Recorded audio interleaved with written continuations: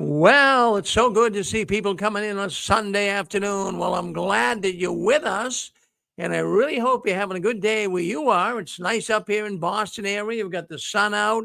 I just walked outside. It's nice and cool. Feels really good. So we got a program coming up right now. It's called Jehovah's Witnesses Share Their Story of Being in the Watchtower.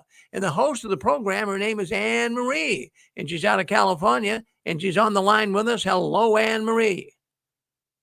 Hello, my brother Rick. Happy Six Green Sunday. Yeah, well, I'll tell you, these Sundays and Saturdays come up so fast, Anne Marie. I can't believe it. It seems like, boy, you just get done with one program, another one comes on again. So, but that's good. It keeps us good and busy. But I'll tell you who I do have that's going to be making their debut with us. I've been working along with a good friend, Stephen, out in New Zealand. Well, he's the biggest apostate in New England. I'm not New England, yeah, in New Zealand. Yeah. So, that's as far away as you can get from Massachusetts to anywhere in the world. It's 10,000 miles away. And here we have modern technology, being able to talk to my friend over there in New Zealand. He's the biggest apostate in New Zealand. So we're going to bring him on in just a couple of minutes. Steve, you hang in there with us. I want you to talk to Anne Marie. You'll be coming on here in just a few minutes. So Anne Marie, how you doing? I'm doing great. I was just on the phone with Wendy, and all of a sudden I went, "Oh my God, I forgot to call in." And we were just talking about how wonderfully blessed we are and how grateful we are to you and all the hard work you do, my brother. And all of a sudden I'm like, oh, I got to call in because you know what? Our brotherhood and sisterhood, the community is just growing and growing. And we get to really feel true brotherhood and sisterhood and real love and friendship. We're doing great, my brother. Well, I'll tell you, Anne Marie, if you think things are good now, the best is yet to come. Can you imagine all these people right now leaving the Watchtower? I could say in droves, but that doesn't say too much. A drove could be 50, a drove could be 20. I mean, they are leaving more than ever. Now, it's a strange way they're leaving. Let's roll the clocks back to 1975. When 1975 came and Armageddon didn't come, 250,000 Jehovah's Witnesses left. So that was a good sum.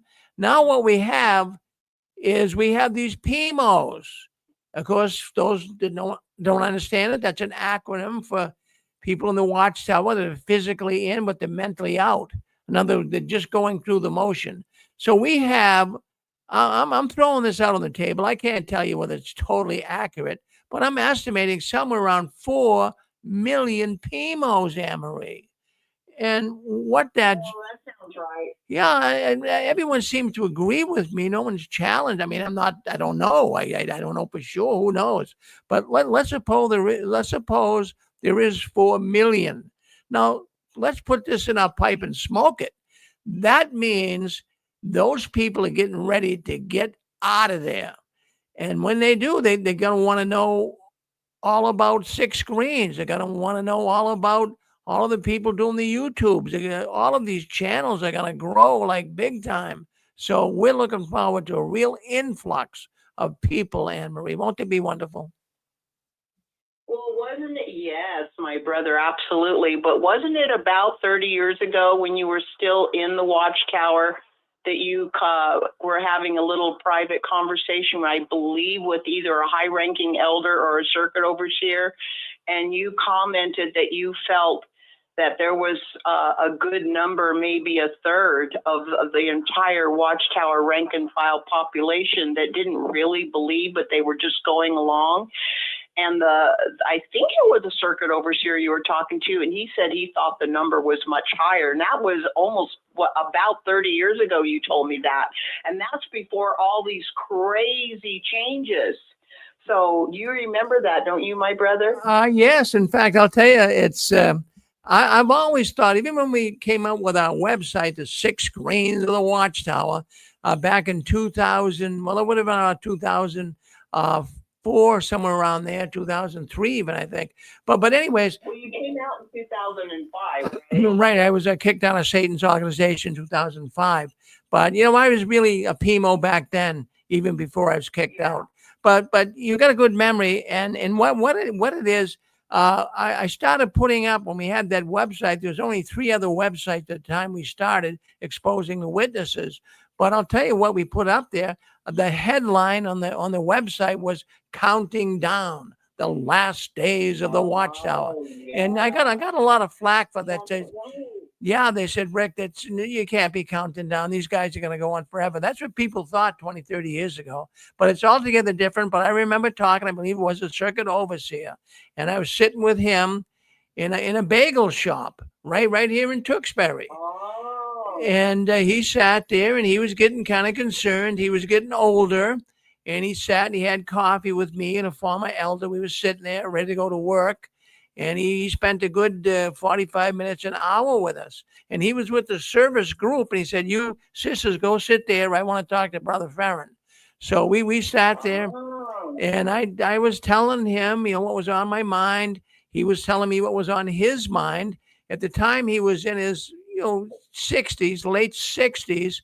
He says, "Rick," he says, "when you get to be an older circuit overseer, they send you out to pastor. They don't, unless you really have special people that in Watchtower, they're going to kick you out. You have nowhere to go."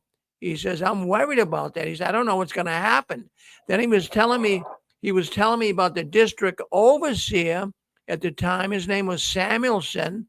He says, "Now, Brother Samuelson, he basically said he's got a gravy job with the Watchtower. They brought him into the writing committee. So he's on the writing desk, you could say. And so he says he's got it made now. So, but if you didn't know someone or have extraordinary skills, you'd be let go with no money, no nothing." And Brother Rokas was the man's name. He was pretty concerned about that. So I believe at that point is when I mentioned to him too that a lot of the witnesses don't even believe this anymore. But whoever that was, whether it was him or another one I talked to, I do remember them agreeing with me. Yes.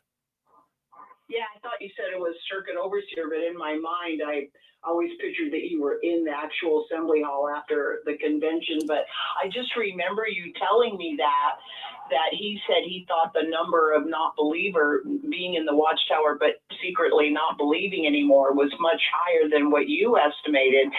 And we know that there are so many. And if they claim, of course, we know it's all a crazy joke. If they claim that there's like close to 9 million members, which is so much bullshit, then you just go half of that. And it only makes sense because you cannot have 2 brain cells to rub together and not see the bullshit, or at least smell it, right? Well, I'll tell you what, if you're up front and close, you're going to pick up on it. Absolutely. But, I'll tell you, Anne-Marie, the amazing thing, the amazing thing happened yesterday. The amazing thing, well, when we brought up on the news last night, it happened this week, I should say, the amazing thing with this education bit. That this is just, oh my God. People are... After almost 65 years of telling us that we shouldn't invest in Satan's organization, remember they were actually in the old days from 66 to 60, 70, 75. If you were allowing your child to go to college, or even if your kid went to college and you were against it, if your kid went to college, they were privately being shunned. Even if you weren't disassociated or reprimanded from the platform, this is what they were called, marked. Back then, that's what they were calling marked. You would be shunned, sometimes by the whole congregation, because you didn't do your job as a proper spiritual parent, because your child was being unfaithful to Jehovah for going to college. Remember that? Yes. And imagine, we had a man call in last night, and Zachary, well, we know him. He's part of the community here. He calls in every Saturday night. And he was saying that, he was a staunch witness at the time. But he was saying that when he graduated high school, his family really didn't want him to go to college, but he had this desire to do it. And he was smart. He's a smart guy. You can tell when he talks. He is very smart. So he went to school. He went to college when he got out of high school. And, he said last night, Rick, he says, I am so glad I did that.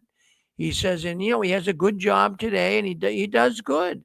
And he says, I'm so glad I just listened to my own conscience, so to speak. He researched it and he basically said even back then that, he wasn't going to be disfellowshipped. So he went and he said, Rick, if I didn't go to college and I heard what came out this week about now you can have he says, I would be ticked off. Really. And who wouldn't be? Especially since they've been hiring college-educated people for jobs, putting out the word that, we need skilled this and skilled that, even paying for some people, at least one that we know of, to go to college, to go to law school. How in the world, how two-faced and hypocritical is that? It's unreal. It's unreal. Hey, you know what I want to do? I want to bring our good friend now. Now, I want to, Steve, now he's from New Zealand. He is the biggest apostate in New Zealand. I've been working with him feverishly for the last, I'd say, a couple of months. He loves you, Anne-Marie. Steve loves you. He's a big fan of Anne-Marie. And he says, I want Anne-Marie to see me. I want her to see me. Now, I know you. Now, I know you're not on, StreamYard. Well, you when you go back and you watch the YouTube recording of this, I'll do that. Yeah, you'll see Steve, but he wants to come on. So I'm going to bring Steve on right now. So let's see if we can't. He's the biggest apostate in New Zealand. So let's bring Steve on. Hello, Steve. Hi, Rick. How are you, Steve? My goodness, you're my biggest guy I know in Australia exposing the Watchtower. New Zealand. I'm sorry, I said it is New Zealand. I'm sorry. Yes, forgive me. I know it's yeah. So we got Steve with us. Steve, tell us what you do over there in New Zealand is when you get out of the witnesses. Tell us what you do.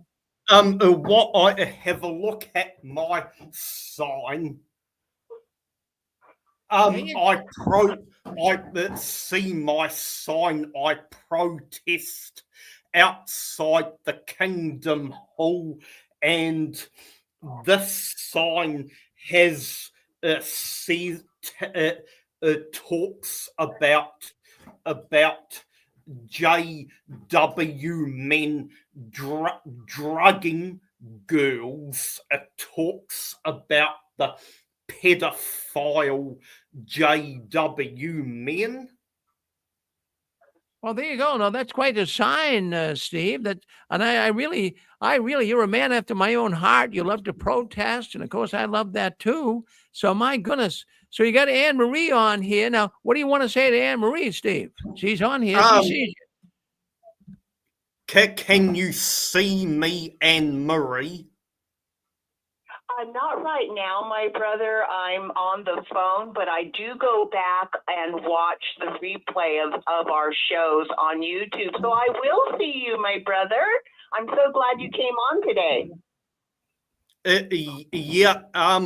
Now I would like the audience to hear that when I was 16 years old in 1991, that my caregiver, Irene, who was a Jehovah's Witness sister, she was 42 at the time, and she introduced me to JW.org, and she got me to meet her family and her mother, and Irene and I went up north and stayed with Irene's mother. At the time, Irene's mother was 76. She looked younger than 70, and Irene's mother was a very staunch Jehovah's Witness. But then I started to take on board on the looked at her all the publications talking about the paradise coming and yiddy yiddy. Then the year 1992, Irene used to be my caregiver, and she used to help my mum out a lot, and she would oftenly preach to me, but she would never ever dare preach to my parents, but never preach to my mother. So, Steve, hold on now. So Irene, so we just get this straight. I want the audience to know what's happening here. So you have this, she was like a caregiver. She came and helped your mother and dad, right? And help with you.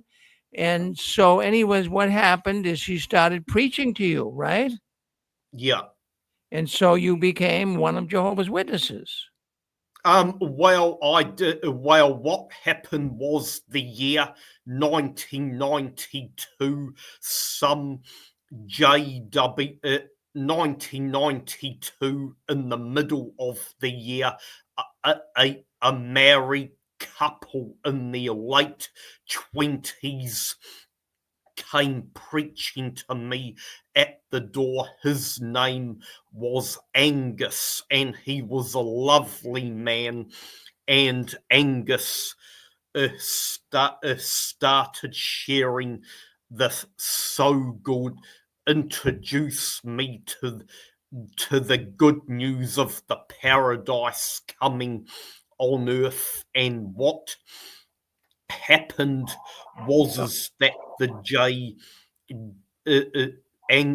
I started Bible studying with Angus Tag.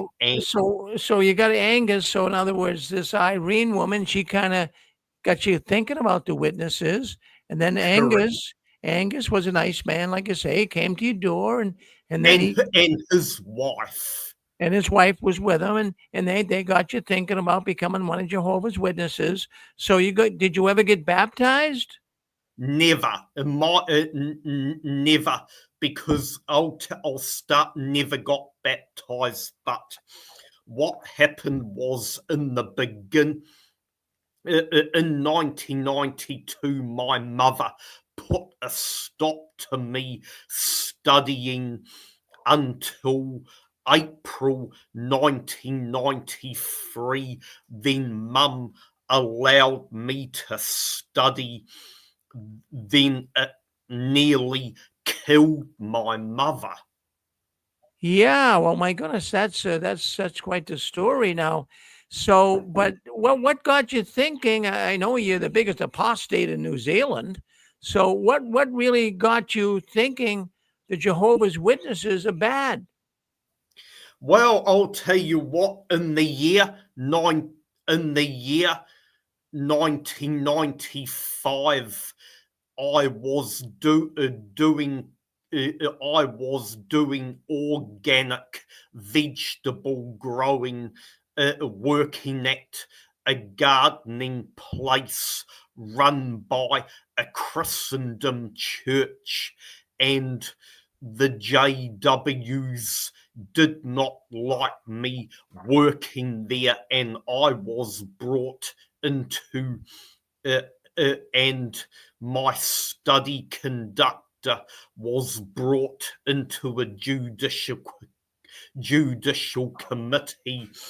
I was going through anxiety at the time, and I had been and the Jehovah's Witness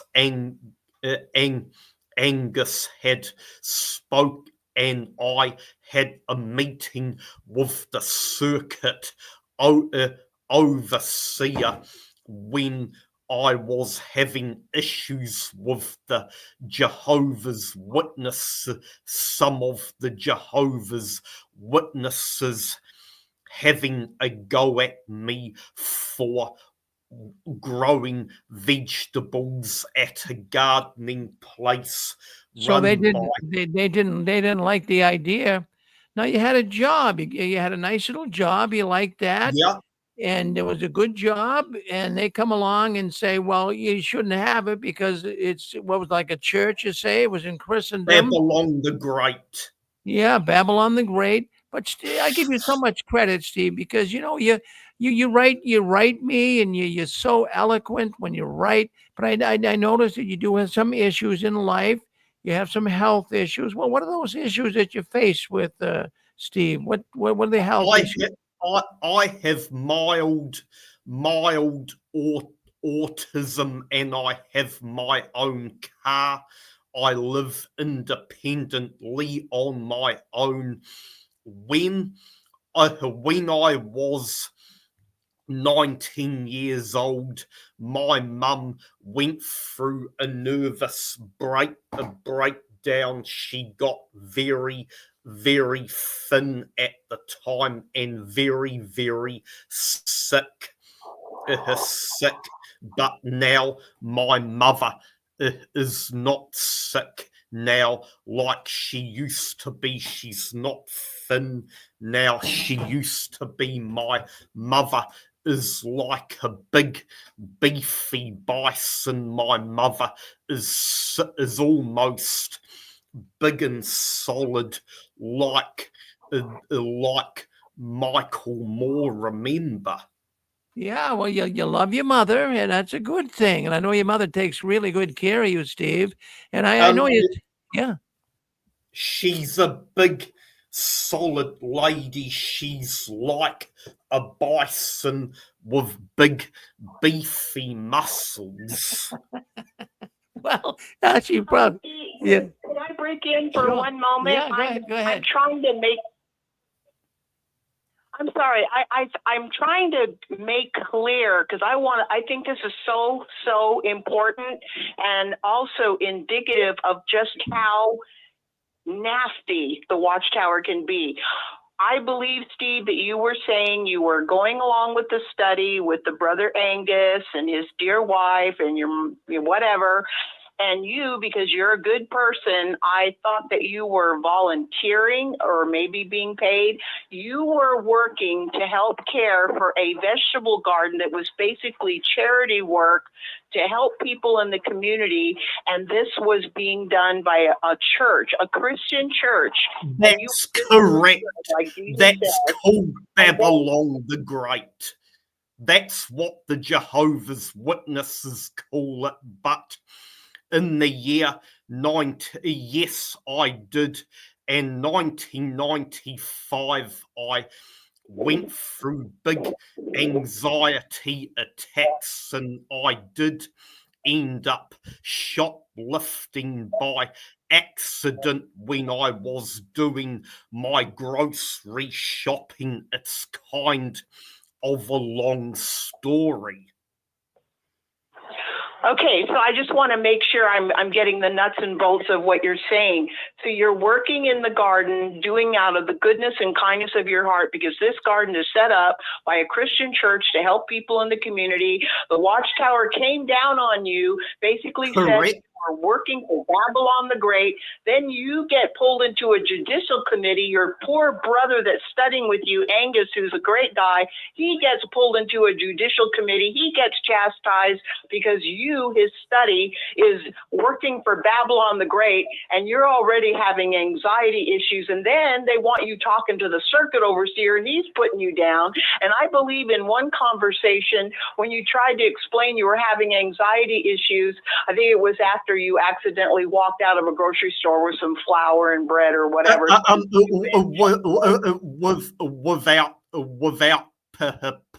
Without paying without paying for the item, because I'll tell you what happened.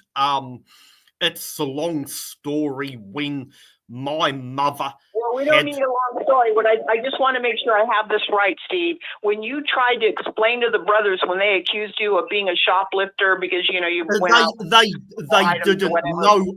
They didn't know I was a shoplifter. they Did the didn't elders know. tell you if They didn't know that I shoplifted by mistake. Oh, I kept it a secret. oh, but basically, when you did tell them that you were suffering from anxiety and they were being so mean to you, and you tried to tell them what you were going through emotionally and mentally, I do remember, if I remember correctly, that they were so unsympathetic and they told you that your issues and your anxiety was your fault. Is that right? Yes, I went through anxiety because I got chastised for working for a Christian church, and I thought, and the Watchtower brought the Armageddon prophecy in New Zealand to 1995. When I was 20, and I had an idea I was going to lose my mother at Armageddon. Oh no. Because that's what they teach. Anybody who's not a good standing member in the Watchtower is going to die at Armageddon, and now you're worried about your mother whom you love because of their teaching. Right, Steve?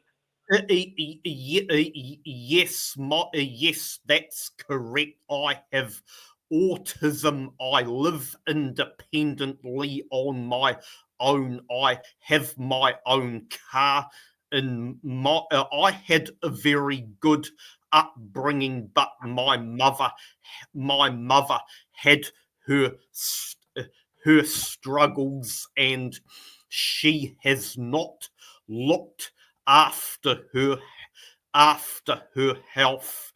She's come back from the dead a couple of times when she's been very sick out through her life.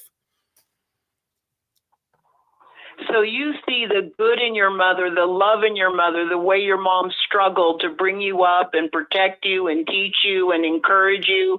And according to this religion, this cult that we all know now as a cult, they were basically not sympathetic and teaching that anybody not in the organization is going to die at Armageddon because they're wicked. And you're like stressing over. I'll tell you what happened, and Marie, there was a man in my congregation at the age of 54 when I was 20, and he married a young woman in his congregation, and she was 30 years younger than him, and he was the elder in my congregation, and he used to run me down for working at the garden run by the Christian church. You wicked person. Oh, honey, I'm so sorry.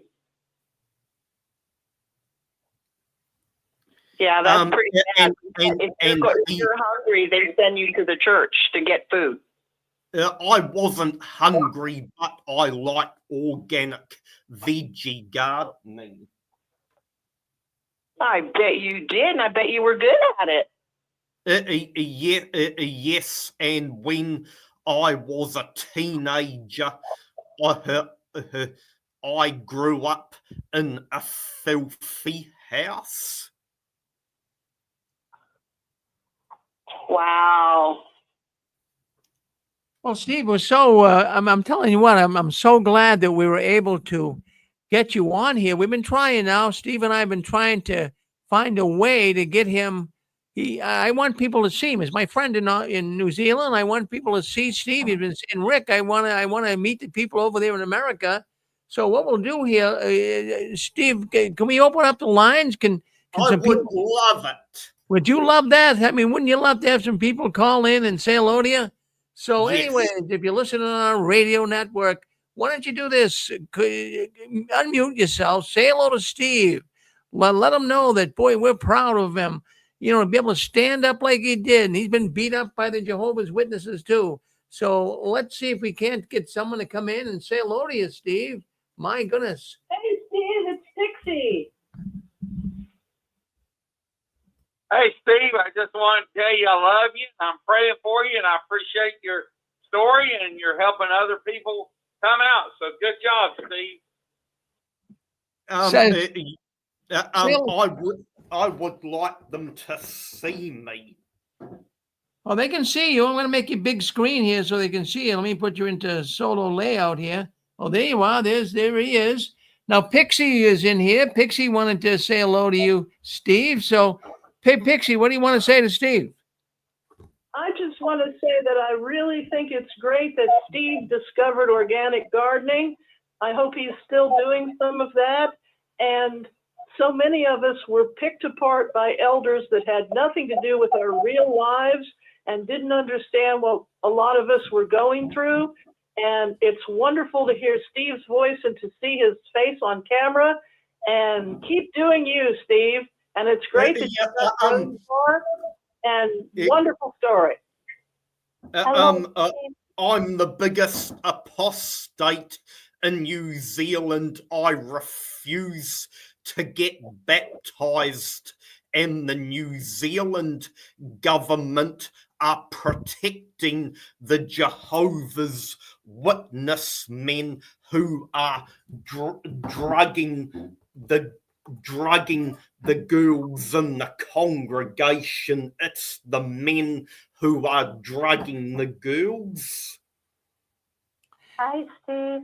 Wow. Can you hear me? That's quite a finding. Thank you for being an activist, Steve. Hey, Steve, we got some more people who want to say hello to you. Go ahead, Joe and Fan. Say hello to Steve. There he goes. Yeah, my goodness, he's got these signs. He's, like I told you, he's the biggest apostate in New Zealand. I mean, really, he's been trying for years to let people know what was going on behind the curtains, and now he's doing it. He's making his debut on here. We finally worked it out. I've been working with him. We got him on StreamYard. There's more. Yeah, Steve, go ahead. More people want to say hello to you. You know about Claude the elder. Claude the elder has a beard now. Yeah, no, and the elders have them now. Even the governing body people have them. I mean, Claude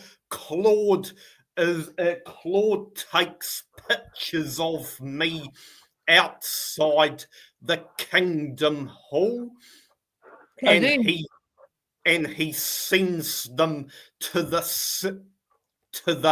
governing body. Wow. Well, I'll tell you what, you're on their radar screen. They don't like you. I'll tell you that, Steve. Hey, I'm hoping one day Claude will bite through his knuckles with his teeth. I'm hoping that Claude will bite through his knuckles with his... Well, we got some more people who want to say hello to you, Steve. Go ahead. Who else wants to say hello to Steve? Go ahead. You're on with us. Let's Yeah, hello. Hello. Hi. Oh, yeah, Steve. Ken here from I'm Michigan. the biggest apostate in New Zealand. I've been listening to everything from... yeah. I've been listening to your testimony with interest here, and I'll tell you, I'm really, my heart goes out to you, and I'm sorry to hear of your experience. This organization, it's really something else. It never ceases to amaze me. I guess you're somebody else. They're draconian, tyrannical actions against somebody in the name of religion. We just hope that we bring an end to this organization soon, because it's really outrageous the way they treat people. When is it going to end? Yeah, well, we just hope it ends pretty soon. Hey, Steve. In fact, I want to... Yeah. There we go. I think he's got... I'm still here on this. He's got more signs that he wants to show us. Yeah. So let's see. He's getting more signs over there. He's really proud to be an apostate. He stands tall. There's not a lot of apostates in New Zealand, trust me. But Steve took the lead. He's number one over there, I'll tell you that. What do you got there, Steve? You know, the Jehovah's Witness man threatened to break my windscreen of my car. He tried to, well, I'll tell you, he threatened you. Hey, we got some more people. Do you know Fran and Joe? Boy, they're big. They know me very well. Don't you love them? They're big apostates too. They're really big I apostates. love them too. Say hello to them, Fran, Joe. All right. Oh, they were just on there. Yeah, so they let's go to 714. 714. Say hello, Steve. Yep. Yeah. Hi, Steve. Wait, sorry. Go ahead. Hi, Steve. It's Nadine. Hi, Nadine. I'm the biggest apostate in New Zealand who's exposing Watchtower, and I'm hoping to. It would, you know, what the Watchtower deserve. I would like to see a bronze statue of a Ouija board to be made and put outside the Kingdom Hall, and Claude the Elder will hate it. Well, that's yes. I just wanted to call and say hi, Steve, and that I understand your pain that you've had with the organization. I can relate to situations that have happened, you know, through my life. So I totally understand. And I just wanted to come on and say hi, and I support you. Yeah, hi Nadine. Do you now every time, you know, do you know that the JWs are not doing their cart witnessing in town anymore? You know why? Why? Because of me. Because I accuse their men of drugging girls and young women before rape. You know what the drugs are to sedate the girls. That's what the JW men do. What? The JW men. All your hard work. well, I have to say, Anne Marie. Good work. I have. That's a good work, Steve. Oh, thank you, Nadine, for coming in. I have to really say, he's got me laughing here. Steve, you're a hot duck. You're a funny guy. You got me laughing when you said, boy, you got a good imagination when you're going to put a statue of a Ouija board in front of the Kingdom Hall. I mean, that got me really thinking. I mean, that would really be very offensive to them, that's for sure. Oh, my goodness. Well, anyway. I'll show you. There was a. I would like to show you the sanding machine at my work that would make a good Ouija board to put outside the kingdom, outside the kingdom hall. I'll show you. There's that sanding machine at work could be turned into a Ouija board, and I could take it up to the Kingdom Hall, and that would get Claude the Elder biting through his knuckles. Well, you have a real imagination. Well, Steve, listen, I want to thank you for coming on our program today. Can you see that sanding machine? Oh, I can see. Well, that's quite a machine. It's quite a machine. You run that machine, do you? No, I don't run it, but a colleague at work has picked it up. Well, maybe he can help you make that giant Ouija board you can put outside the Kingdom Hall. Well, Steve, thank you very much. Anne-Marie, what do you want to say to Steve before he leaves? Steve, I just really want to thank you for coming in. And I know it's really hard for you to get out your story. But, you know, the thought of having such a sweet man like Angus to, you know, make you feel so good about the Hearts and Flowers version. I mean, but Angus is still trapped in the Watchtower. Yeah, and just the way that you presented the story about how you're working in the garden, trying to do good for your community, a garden run by a Christian church, and the way they were just jumping on you about false religion and how you're siding with Satan and pulling you into a judicial committee and pulling your poor, the study brother studying with you, Angus, pulling him into a judicial committee over you working in a garden, which is what we're really supposed to do as Christians, and having to talk to the circuit overseer and the way they treated you when you tried to explain to the elders about your anxiety issues and they told you it was your fault, no sympathy, no support, no, how can we help, oh, we're so sorry, you know, and then making you believe your mother's going to die at Armageddon when she's such a loving, good mom. I can only imagine what you were going through mentally and emotionally. So we thank you for sharing your story. Yeah, because what happened was that I went through a big state of depression from 1995. It was pretty bad. Hey, Because something else had happened to me in 1994, but it's a long story.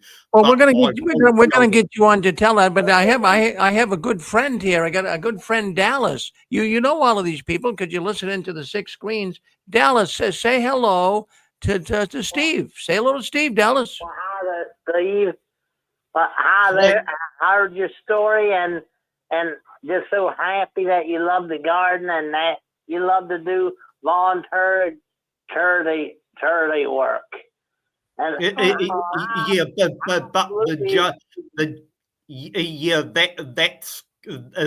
that's correct. But can you see my face? He wants to know, Dallas, can you see him on YouTube right now? I can see you. I can. They can all see you right now. You're live on YouTube, Steve. People see you. Yeah.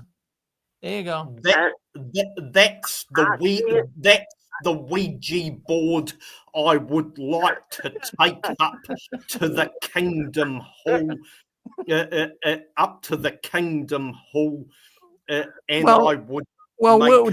Dallas appreciates that because he calls the Kingdom Hall the witch halls or the witch tower. He calls it witch tower. Yeah. We call them the Kingdom Hell. Kingdom Hell. You got it. Well, Steve, Steve, I'll tell you what. Evil, vile cult, and there are so many lost in there, and it's just sad.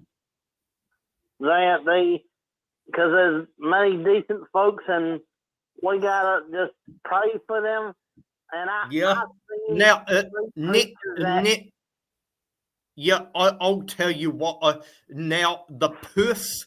Do you know that there have been some JW men up north peeping on young woman in the shower? Well, thank you for sharing that, and I ain't surprised. No, you're not surprised at all. Well, that's what they do, Steve.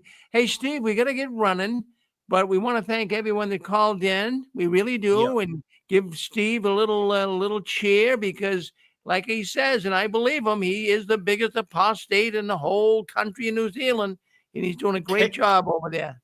Can you see me, Anne-Marie? Anne-Marie is going to see you. Tell her why you can't see him, Anne-Marie. Yeah, I'm going to watch you on YouTube as soon as the show is over. You know, Steve, I'm so happy you came on. And we need to end the show right now, Rick, or what? Oh no, we got a few minutes. Just wanted to bring people up to speed on a few things. Oh, good. But and Marie, do you know what a Ouija board is? Oh, definitely. It's an evil conduit to Satan that everybody tries to present the Ouija board as like a nice tool to reach angels or the spirit of the dead ones. And I like your idea. You are so correct. It's almost like the Watchtower does kind of present themselves, you know, is so great and a great channel to God, but they are like a Ouija board. They want you to trust them. But you know what I would like to do? You know, there was a sanding machine at my work, see, and I was looking at making it, and I was looking at taking a Ouija board up to the Kingdom Hall and up to the Kingdom Hall, and it would make Claude the Elder bite through his knuckles. well, yeah. He's a Kingdom Hail, and we call it the modern name Hailders or Hailderat. You got it. Well, thank you, Dallas. Hey, I want to thank everyone. Steve, we're going to cut you loose here, but and I'm sorry to hear about your story. You, Stephen, they threw the book at you just over doing that voluntary work in that garden for a Christian church. Yeah. Yeah, and they don't like it because, and the hypocrites, because they call all these Christian organizations Babylon the Great, and yet they're selling their kingdom turds off to what they call Babylon the Great. Well, it's a bad organization, Steve. Well, Steve, look at now that yes. Well, now that we know how to get Steve on with us, we're going to bring you back on again, Steve, one of these days. But now you know how to watch us and see us all the way 10,000 miles away from Boston, and here we are talking. What time is it over there in New Zealand? I'm just curious. It's 6:54. Is that in the morning or the night? Morning. Oh, 6:34 in the morning. Wow. Then, and it's Monday morning, right? Yeah. And that's correct. And do you know that Claude is warning his congregants, do not shop in town where that wicked one is. Well, they wonder. I mean, with you around, no one wants to go out on the streets if they're a Jehovah's Witness. I mean, you really get the whole country covered. Well, thank you, Steve, and I'll be in touch with you. And thank you very much for wanting to come on today and share your story with us right here on Anne-Marie's program. Thank you very much. I would really like my own program in the future. Well, hey, listen, that might be possible. You know, we can once we get you lined up here and get you working in the right direction, maybe you can have a program in the future. We're going to work on that for you, Steve. All right. Cool. It will be called Watchtower ramping their foot on the gas pedal. Well, okay, that's a good title, but I got a better one. Well, Ouija boards in front of kingdom halls. That might that might get more attention. All right, Steve. Thank you very much. Thanks for coming on. Take care, Stephen. Yeah. You and your friends. I would like to meet Constance and Dick Borgie. Well, you like to meet them? Oh yeah. Well, I don't know if they're on here right today. I'm not sure they are, but I'm looking. Yeah. Are they on there? Let's see. No, I don't think they're on today. No, but they might be watching on YouTube. But I'll send my my thoughts to them. You like Dick and Constance. They're nice people. They're really good people. Yep. I mean, the reason I would like to have a bronze statue of a Ouija board outside the Kingdom Hall, because the elders will go, Oh, you're a funny guy, Steve. You're a funny guy. And I would like Claude to say to me, and I would love it if Claude could call me the B word, you. Yeah, well, we know what it is. Well, thank you, Steve. We're going to cut you loose here, but I'll stay in touch, and stay in touch with me on Facebook too. Thank you very much for coming on with us. Thank you, Steve. Bye-bye. Thank you, Rick. Bye-bye. Y'all come over when you can, or you want to. Well, yeah, no, it's good. Well, I'll tell you what, we have, we have an international audience here, folks. I'm not kidding. People would say, Rick, come on. I got a call from a woman from Australia the other night. We had people at the convention from Sweden, from the United Kingdom. Here we are talking to our good friend Steve over there in New Zealand. So this is really good. Isn't it wonderful to see all these witnesses coming out of the organization? And boy, we are all forming quite the brotherhood, I'll tell you. Isn't it something, Anne-Marie? Absolutely it is. I remember somebody called in from Japan a couple times. We actually had somebody calling in from Russia. Remember that, Rick, a while back? Yeah, and Israel. Yeah, Israel, Puerto Rico, Dominican Republic, all over. And South Africa. That's right. Or somewhere in Africa. Yeah. He called in for a while. So we are getting, and people are listening all over the world. And when you say that, I want people to know you are not exaggerating. No, it's amazing. In fact, even on our program earlier, we had the woman Donnie, and she calls in. Can you imagine? Over there in England right now, they're 5 hours ahead of us. So she comes on every Saturday night. So, our program is, I go sometimes till 10 o'clock at night, and she's still listening in. So that would be 10, that'd be like 3 o'clock in the morning, 2 o'clock in the morning. But they listen in, and I think because what it is, Anne-Marie, I keep saying this, and I mean it, when you just do a regular YouTube video, which I used to do, and I still do some, you have an audience. But this is more than an audience. This is a community, what we're doing here. Yeah. We have a community. See how you talk to the people, be it Steve, you can relate, you can feel part of something, and that's what the people like. That's what works. Yep. Absolutely. Well, I want to thank Steve so much, because I know it's not easy for him to share, but he gets it out.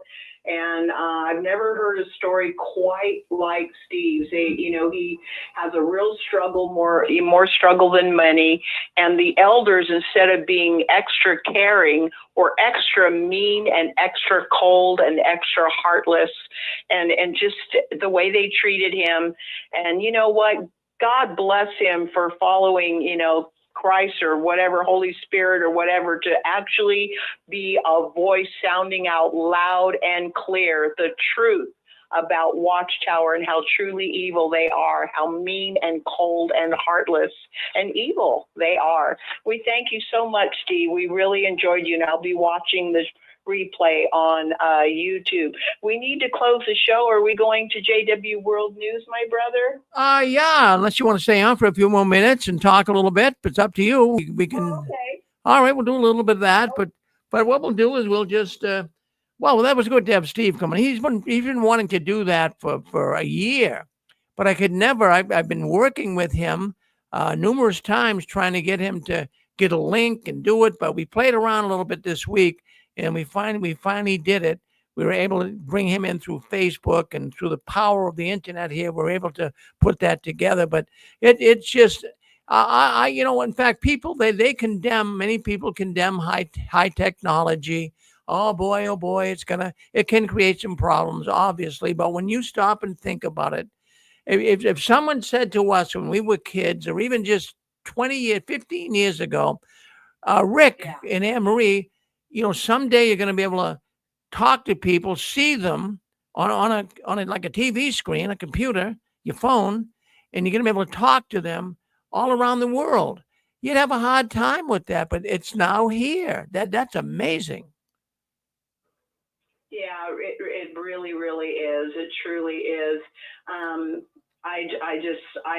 blown away because, like you said, my brother, we are not only live, being able to listen to each other and speak to each other and support each other in real time, but it's also in archives, so we can watch on, I don't know if you're still on I forgot the other venue, but you know, on YouTube, I can immediately go, and you've already posted, and I can watch the show. I can watch you and watch Steve and listen. And it's like you learn and you get more out of it. But because we are a community of true and real brotherhood, where we can be actually honest and real, if we're upset, if we're sad, if we're depressed, if we're giving our experience, if we're commenting on each other's what they're saying, it's that we can be real and we can be so honest. And it's such a freedom to be able to be real wherever we're at, wherever we are mentally and emotionally in our walk with trying to get on with our life, whether we're in Christ or we're just trying to figure out who we are or trying to recover. You know, we're all in our own journey, in our own space, in our own spot, in our own journey. And to be able to come together as a community, as a Six Greens family, as an XJW family, you know, the brotherhood and the fellowship that we enjoy is so surpassed. It's like we get the real stuff.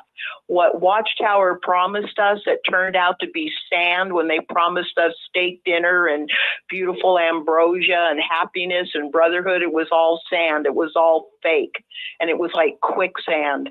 And they trapped us and we got out. And now we get to enjoy real, pure fellowship. And it is the most beautiful thing in the world to me and my brother. Most beautiful thing. Well, I'll tell you, in fact, I got a number of calls yesterday, even today. You know, people listening to the Six Greens and people who went to our convention up here in Boston. And I got a call from Tommy Geske.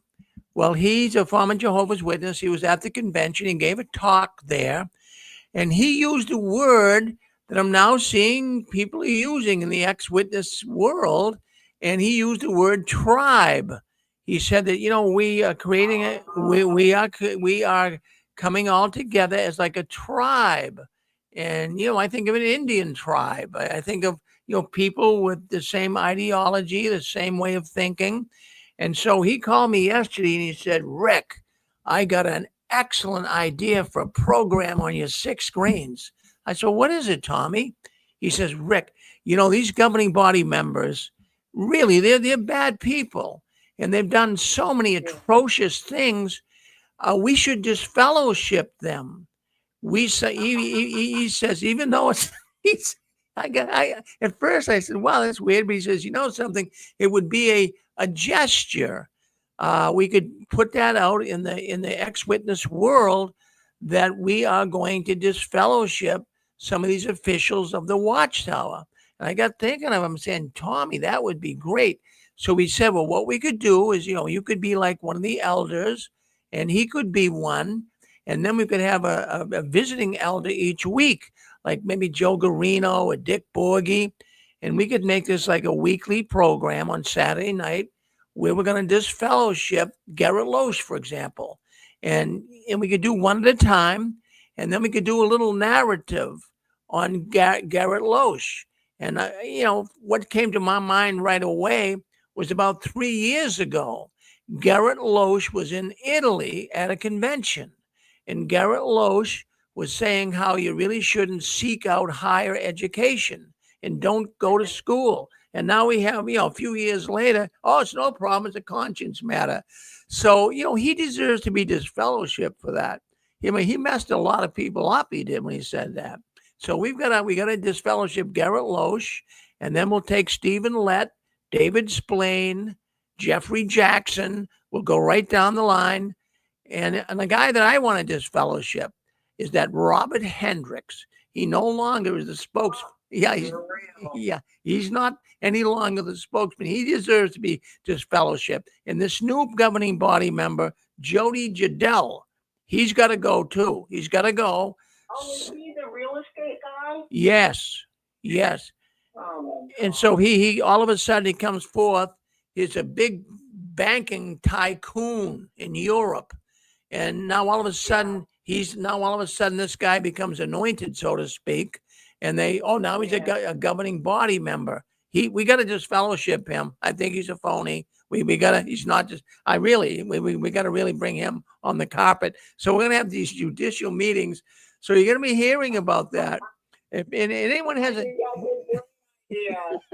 so every show is another governing body member put on the chopping block, being put through the same interrogation and nasty accusations and threats the way we were put through. Yeah, and then what we'll even do is, even though Tony Morris left, we'll go back and get him too. we'll just I'm not going to pick on Tony. I think Tony went through hell with those people. I think he just wanted out. They wanted to disfellowship him, but he had the dirt on everybody. I think he said, you know what? You leave me alone, I'll leave you alone. You know, Anne Marie, you're a smart lady. You're a smart lady saying that, because even looking through some of the posts yesterday on, them now saying higher education or advanced education is good. A lot of thoughts came up about Tony Morris, and they said this could be, in the last year and a half, Tony's been out now close to 3 years. It'll be 3 years, I believe, in February that he's been out of it. But, in that period of time since he's been out of it, the Watchtower is bringing on all of this new policies and understanding. And maybe Tony was standing in the way of this. Maybe he was the one that was kind of, no, we can't do that. We can't do that. So they get him out, and now all of a sudden all this stuff comes forth. It could be. No, I personally, I hear you, but I don't agree with that. I think he was just wanting out. I don't think he was against anything that would be better for the congregation, because everything he said, like he was talking against having higher education and letting your kids go to university. I remember his exact words verbatim. He said, the better the university, the greater the danger. And we know what that means. The greater the danger of the witness kid waking up and leaving the organization, and that will cost them money. But people forget, when we watch Tony Morris doing the poison bread and talking against this and against that, he was scripted. Every single word he said was scripted, and he had to have the right intonation and the right facial expression, and he's being watched. Don't forget, he's in front of cameras and in front of directors, and people put him down like he's just standing there making all this crap up, and he wasn't. And if you really look at his videos, he does not look comfortable with what he is saying, and he was drinking more and more and more. People do not drink like that unless there is something really, really going on inside their conscience, their brain. He couldn't get away. He was always under scrutiny, and he was pulled into a meeting or wherever and constantly threatened, and he was trying to do well, and he was trying to get by and trying to play the game, until I think he finally snapped, because they went after him one too many times, and I think he blew up and just laid all their shit bare, and they threatened him, and he basically, I believe, told them, you know what, you do anything to me or my family or my name, destroy my reputation, I know where the bodies are buried, because he was not going to do a Raymond France. He wasn't going to be all humble and all quiet and go slinking away quietly and not make any waves. No, Tony Morris, I believe, said, you know what? I will lay all your shit bare. Try me. Well, he would have nothing left loose. And I know they made him sign a non-disclosure agreement. I bet you they came and they knew he was going to do exactly what he said he would do. And they can't afford to have any more exposure of their dirty, filthy deeds, their lies, their horrible things that they hide from the rank and file. I do believe, because it makes sense if you look at all of the evidence without like, oh, the governing body's so horrible. just look at him as a man who believed. He believed in the organization. Remember, he went through the hell of the Vietnam War as a medic. He saw up close and personal every day the horror of the war, hearing the screams of the wounded who had their legs blown off and their bellies ripped open, and he's trying to take care of them. And you can only imagine the hell that poor man went through. And now he comes out and he hears all the hearts and flowers of the paradise and how great it's going to be. You know he fell for it. You know he was faithful. But when you're on the governing body, I'm sorry, you can't be there very long without finding out how evil it was. Look at you, Rick. You get invited by Garrett Loesch to go to the Bethel to be interviewed for, and they're just making you all feel welcome and giving you the tour. And then you realize when you see the offices and how they're talking and how they're walking and everything, it's all a business. It's nothing but a business. This isn't about Jehovah. This isn't about Jesus. This isn't about the Bible. It's a freaking business. And you realized it and you wanted no part of it. When every time I look at that picture of you and your wife, Inez, and Garrett Loesch, I look at the look on your face and it says it all. You knew. Can you imagine what Tony went through having to live there, having to be watched and gossiped about and threatened? Can you imagine? I'm amazed he didn't have a damn nervous breakdown. Well, I'll tell you what, so somebody, in fact, I'll love your little narrative here, Anne-Marie. Let's bring on someone who wants to speak up here. Let's go to 987? 987, you're on with us. Go ahead. No, it's me, Rick. I was just going to say, a few years ago, I would have never in my wildest dreams imagined that somebody on the sixth screen would be defending Tony Morris. That was the governing body you remember you people hated the most. Tight pants Tony.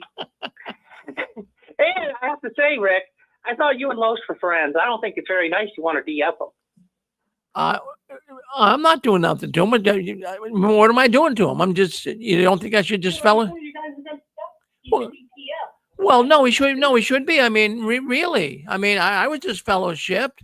I mean, I know what you're saying, being said in jest, but I mean, really. I mean, you know the latest news, Mike. Now you can go to school when you leave school. Well, the thing back to that subject. The thing about that confused. Well, was disappointing when he gave it.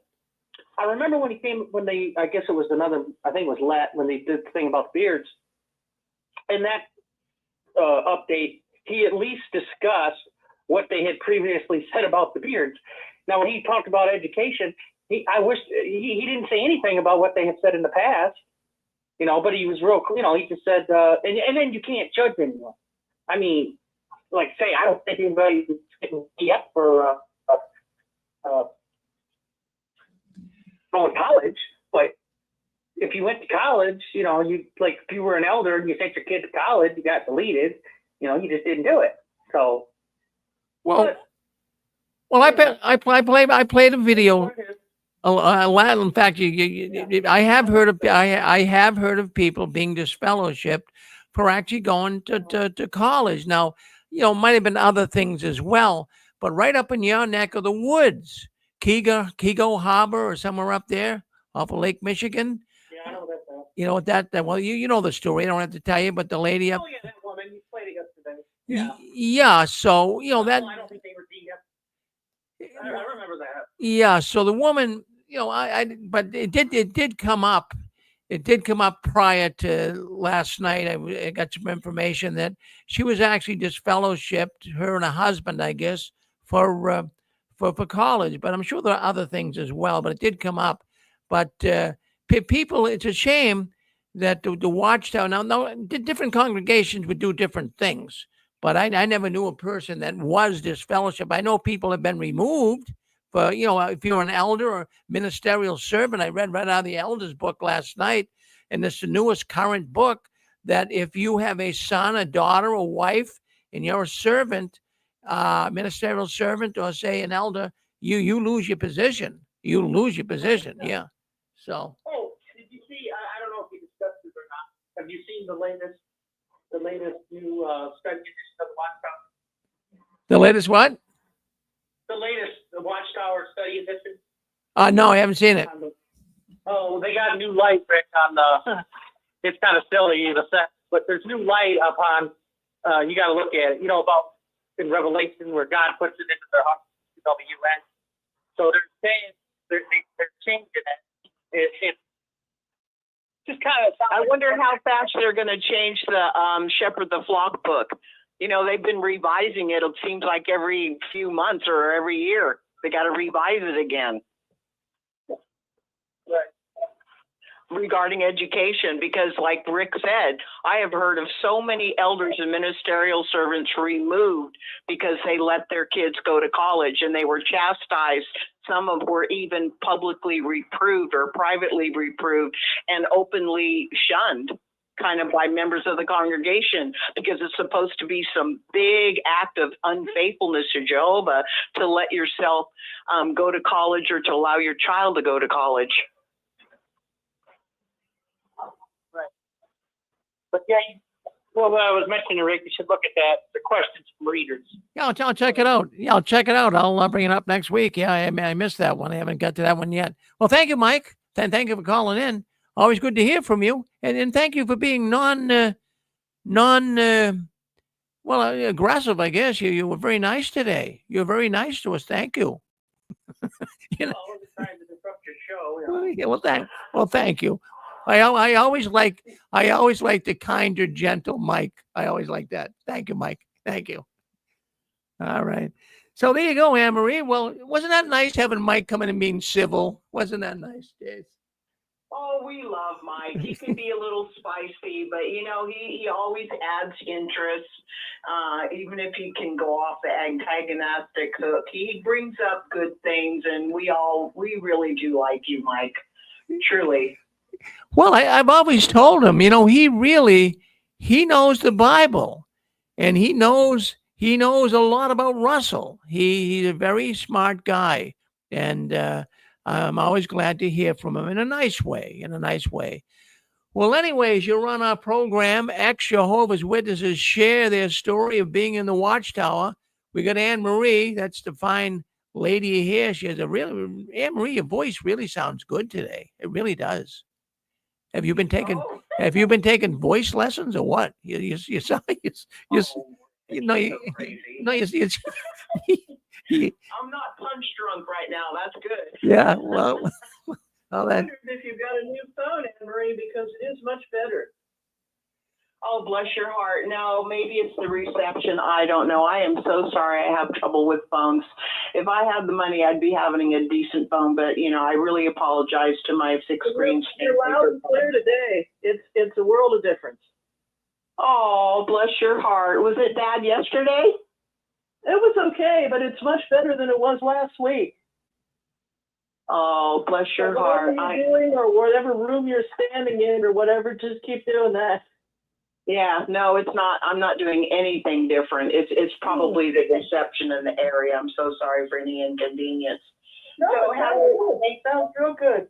You know, the college thing struck me as a day late and a dollar short yet again, because they always seem to be a day late and a dollar short with whatever the real factual trend is.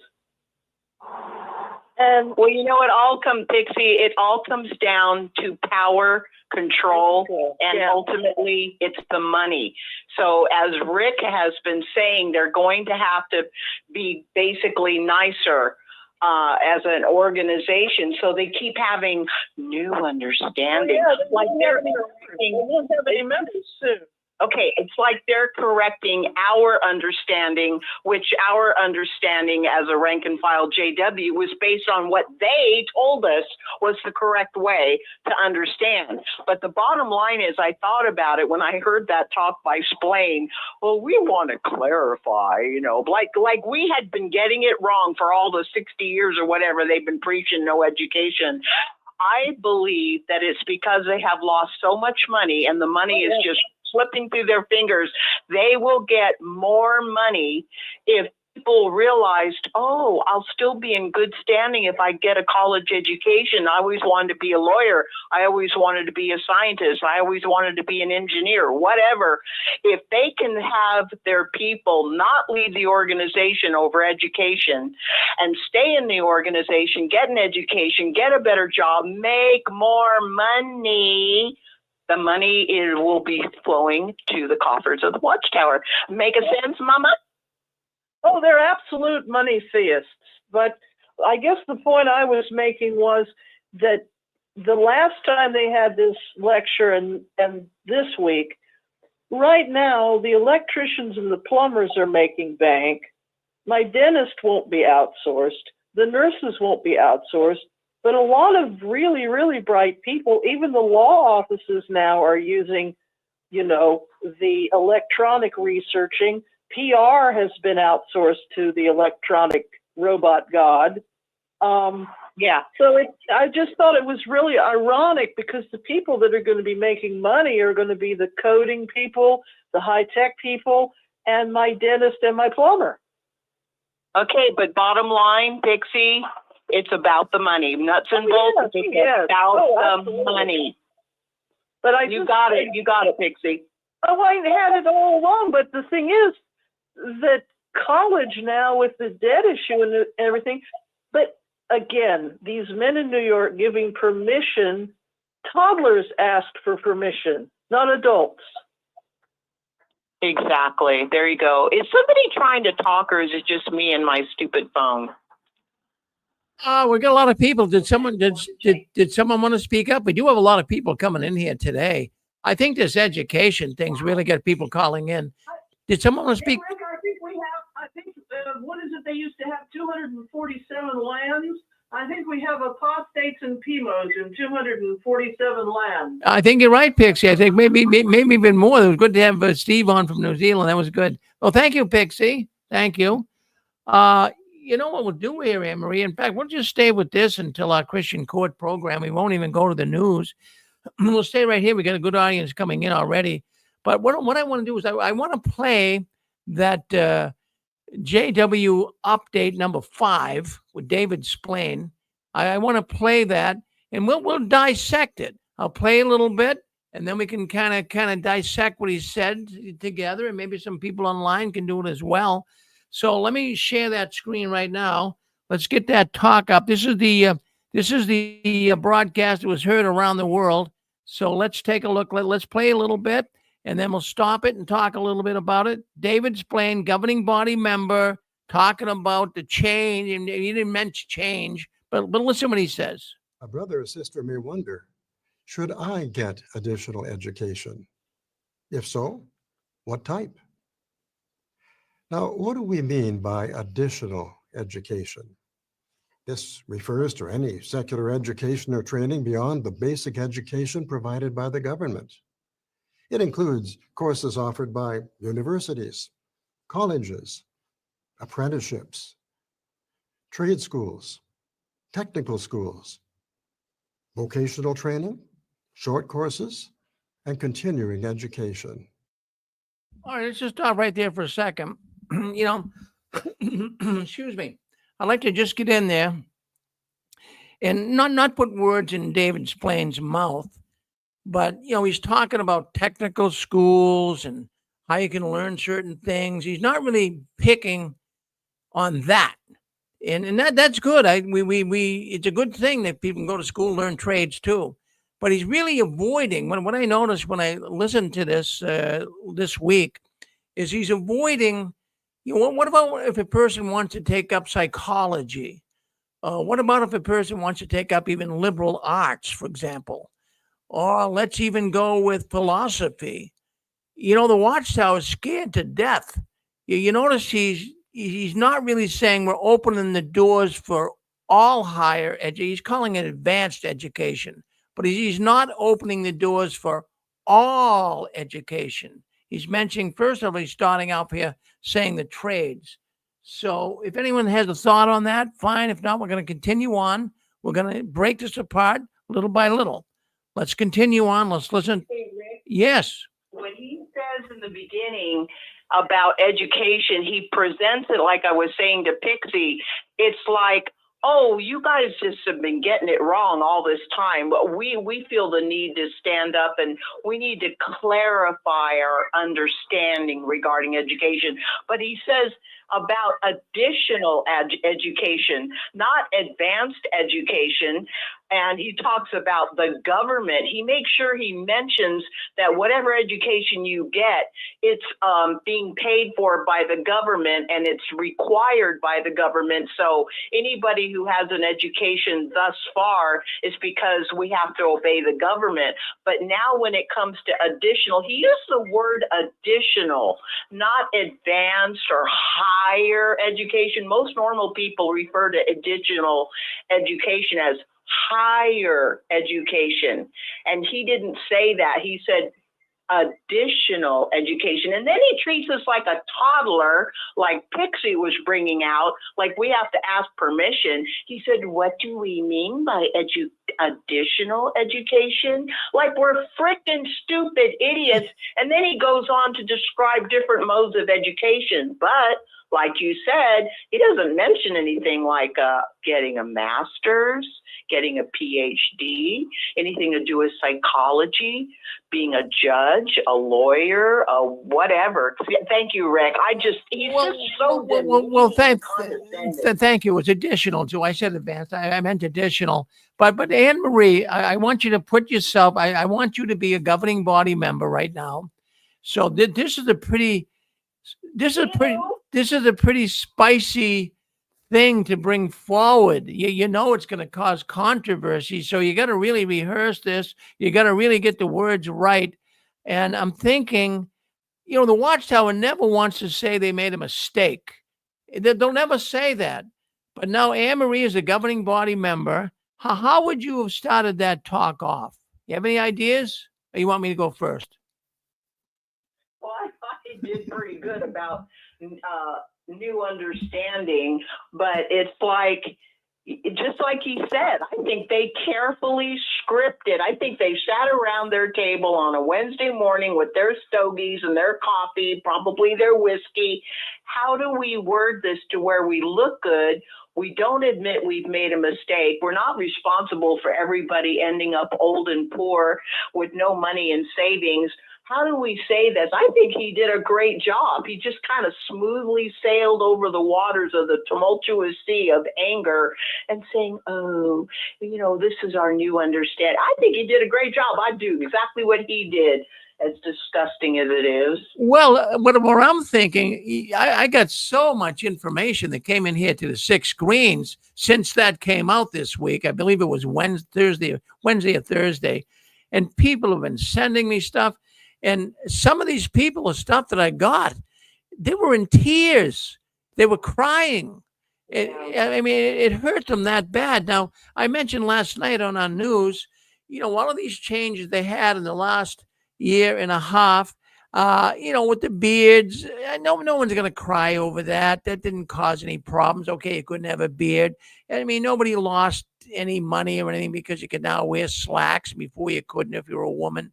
So, these were kind of fine. No big deal. Toasting, clinking your glass. You can live with that. All of these things, the check your box ministry, rather than have to go out and huff and beat the street looking for houses and people to call on. So all of this stuff was okay. Nobody really got hurt over that. But we have something here. People are getting hurt. Yeah. They're being hurt. They're being hurt from this. This was a life changer. People's lives could be so different if they would have gone on and got an education. They wouldn't have to settle for a crummy little job. And bless their hearts, they all worked hard. I knew many witnesses that worked hard. They could have done so much better in other areas. But what you have here now is people that are living kind of not where they want to live these days because of them. So I would think if I was a governing body member, but if it's just me, at some point, the Watchtower is going to come out and apologize. At some point, they got to do it. This might have been the pivotal point right here. That David Splain could have came on and he could have said, I certainly wouldn't put Stephen Lett in there, that they had to They had to. Perfect. Yeah. They, In a perfect world, they would, but remember, and we all remember, they are scripted. He could be a PMO for all we know, but they have to play the game according to the Watchtower script or else. And that's why I said, as a governing body, I think he did great, because he's a freaking puppet. He is not going to apologize, and if he did, he'd be pulled off the broadcast, and the broadcast would never have been broadcast. You know that. Yeah, well, see, I'm coming from the Rick Ferrin world here, kind and gentle, and this is such a this is a momentous, big stream, a big stream for Watchtower to put this out. Now, if I was on the governing body, the first thing I would do. Now, I'm not saying you would have to follow my advice here, but I'm thinking people are going to be distraught. People are going to be crying. People are going to be ripping the hair out of their head and saying, "You got to be kidding me. Why are they saying this now? I was all set to go to school. I could have been living pretty good today, but now I'm just getting by from one week to the next." But I would have come on, and first of all, friends, the Watchtower has been making a lot of changes in policy and doctrine. And, I want to make a formal apology. People like apology, right, Anne-Marie? We all love it. Yeah, like you said, it's in the prayer world, because you have a good heart and you take responsibility for any mistakes you might make. But these people don't, and even if they want to in their heart, they can't, because it's all scripted. It's all about the money, nuts and bolts. When it comes down to it, Rick, it's about the money. And I think the only reason that they are having new understanding about getting education based on your own personal conscience is because the better educated Jehovah's Witnesses will be bringing more money into the Watchtower coffers. And if they continue to deny education, saying that you're disloyal to Jehovah, they're going to keep losing more and more young people. More and more young people aren't comfortable with being stupid and uneducated, Rick. You know that. And they had to weigh the pros and cons. What will give us the most chance of having more money and retaining more members? We have to say it's okay to get an education so we can hold on to our young ones, our intelligent young ones, and we'll have more money. Nuts and bolts, it always comes down to those things: money, power, control, always. But see, Anne-Marie, what I'm thinking, at some point, there's got to be an apology. Even the Catholic Church did that. When up here in Boston, when when they found out about all the pedophilia in the Catholic Church, and that went on for a few years, and eventually even the Pope, he told those cardinals, we got to come forth. We got to make an apology. At some point, the Watchtower's got to make an apology to people. Mike, you want to? I'm dreaming, Rick. Yeah. What do you think, Mike? Well, I was just going to say, Rick, you might disagree with me, but when you apologize, that's a sign of weakness. It's not a good idea. That's what they think. That's right. But, Mike's right. But it also says they were wrong, and Mike's right. Well, but see, Rick, the whole point of it is they speak for God. If you say you're wrong, well, then that's admitting that you don't speak for God. That's like saying, well, God was wrong. So, which, in my opinion, it's a sign. What they're doing is a sign of weakness, just in of itself. If you were preaching something for 70 years, I think you should stick to your story, because they've lost all credibility. For what I'll say, in my opinion. Yeah. Oh no. You're right. I agree. I'll go along with you with that, Mike, because really, I didn't put that into the equation that they are God's spokespeople. They're the only channel of godliness on the planet. And, for them to make changes like that, it just looks like, well, that's just our opinion. I mean, I guess they could say, well, you could say, well, the Bible wasn't clear on it. Well, you said in the past that it was.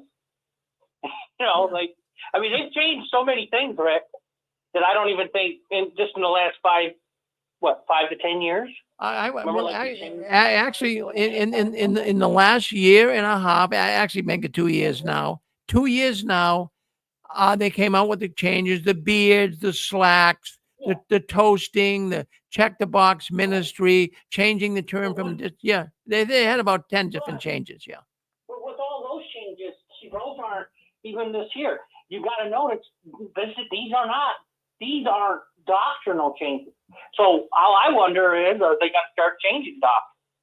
Is that the next thing? And I was even thinking too, once they said you can go to college, well, does this mean you can let your kid play Little League? I mean, it opens up a whole big can of worms. And how would you feel if you were an elder?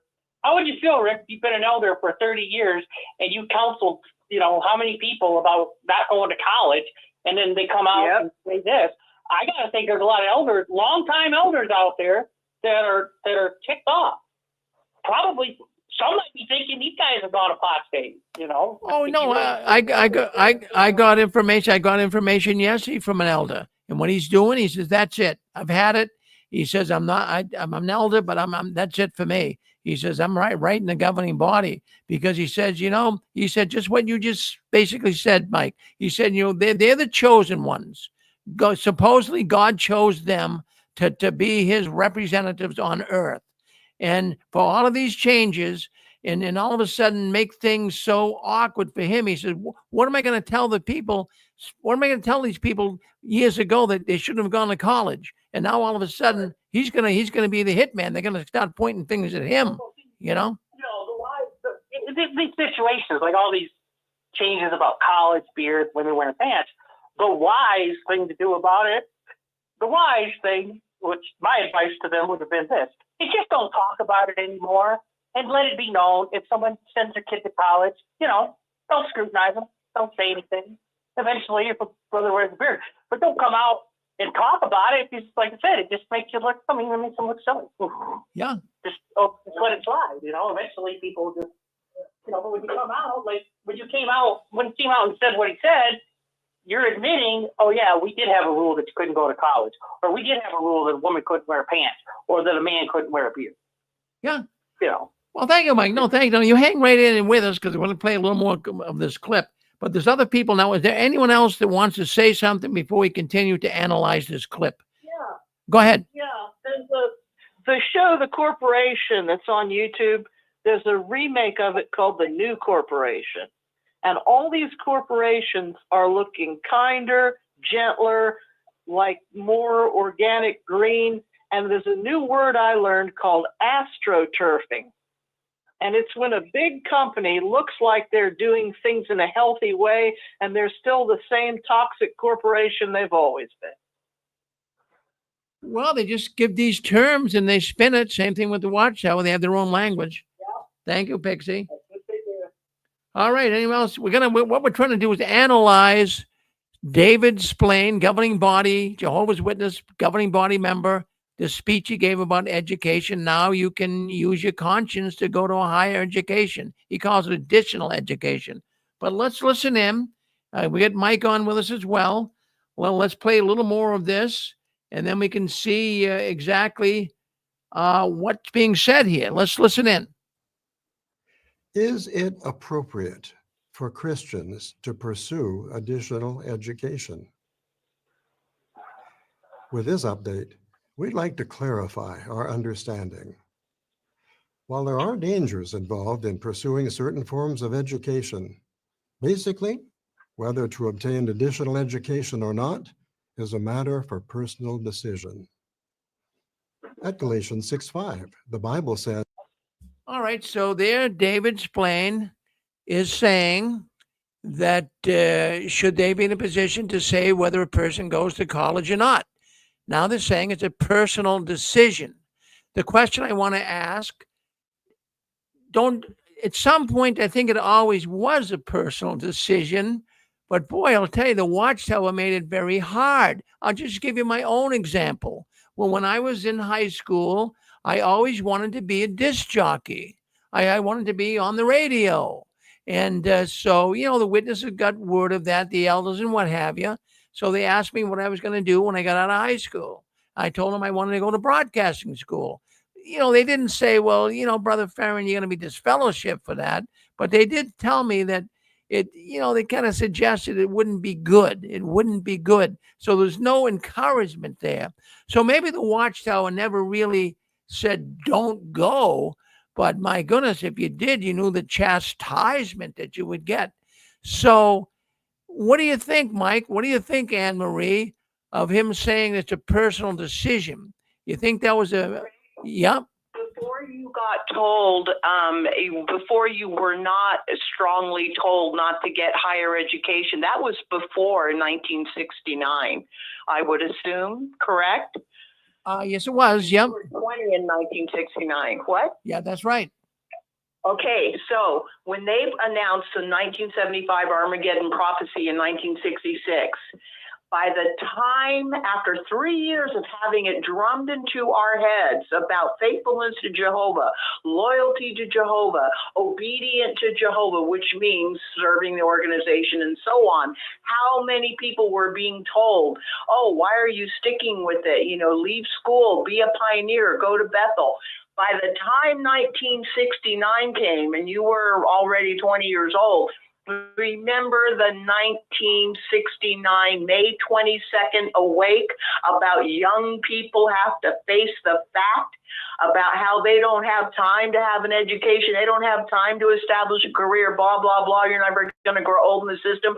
By that time, in May of 1969, the Watchtower was very heavily and loudly against education, so much so that individual Jehovah's Witness parents, even if they were against their kids going to college, if their kid went to college, these parents were getting shunned by fellow congregation members as being an unfaithful Jehovah's Witness, and it was a horrible thing to see, and I saw it. And now, when David Splain gets up there in front of the camera and says, we feel the need to clarify our understanding, as if their previous understanding was the same thing, that it was up to our conscience. But somehow, the rank and file got it wrong. And now everybody's complaining that they don't have enough money to survive because they didn't get an education. So we need to feel, we have to clarify our understanding as if we're the ones that made the mistake, when they were the ones drumming it into our heads that we were showing disloyalty to Jehovah to let our kids get an education as a young person to go ahead and go to college. They twist everything and they always want to make sure that their poop is covered in sugar so that we are fooled that somehow, once again, Rick, it's our fault for the suffering that we have had to go through for what they drummed into our heads and into our hearts. Remember that? Thank you, Rick. Oh yeah, no, I do remember that, Anne Marie. Yeah, so it's so I didn't hear any apologies here from David Splain. I heard nothing.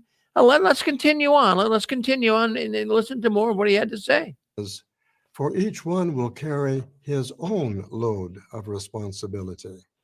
So each adult must make his or her own decision on whether to obtain additional education.